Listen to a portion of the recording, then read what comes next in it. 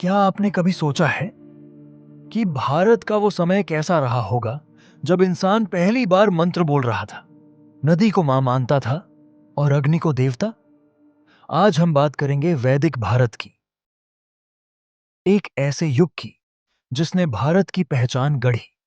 तो चलिए वक्त की रेत में कदम रखते हैं और चलते हैं 3500 साल पीछे, जहां से शुरू होती है भारत की वैदिक यात्रा। एत आर्यों का आगमन।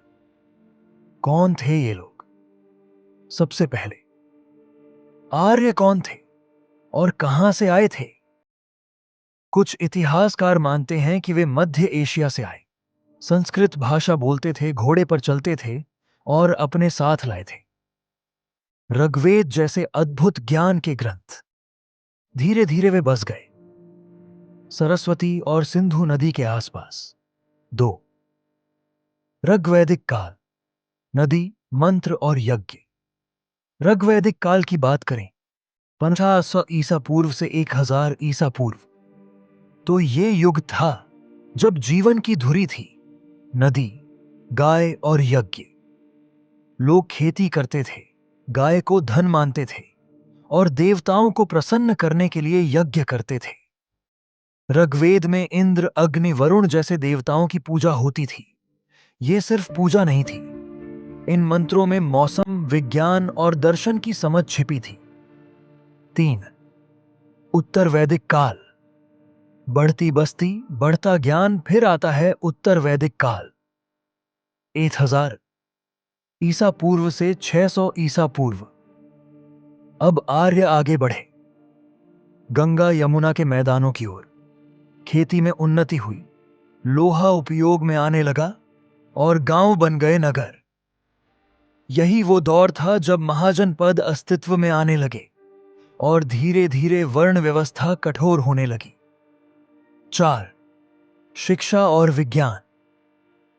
गुरुकुल की नींव इस समय की शिक्षा होती थी।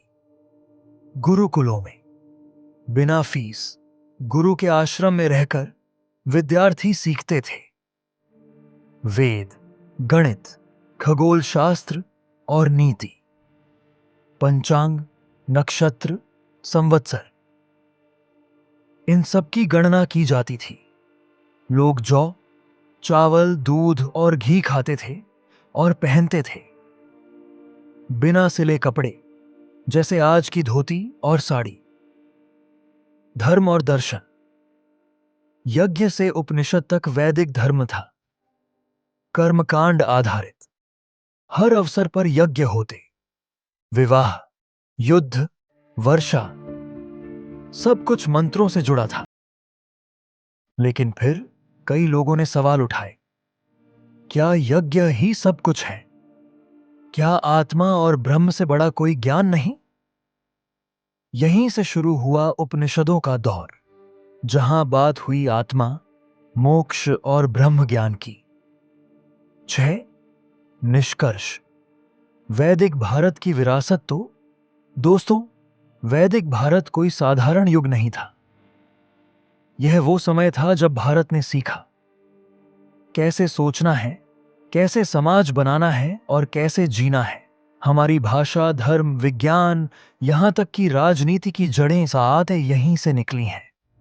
अगर आपको ये वैदिक यात्रा अच्छी लगी हो तो वीडियो को लाइक करें, कमेंट में बताएं आपको सबसे दिलचस्प क्या लगा और चैनल को सब्सक्राइब करना न भूलें, क्योंकि हम लाते हैं इतिहास को आसान भाषा और दिलचस्प अंदाज में। मिलते हैं अगले वीडियो में। तब तक सीखते रहिए, सोचते रहिए। जय हिंद।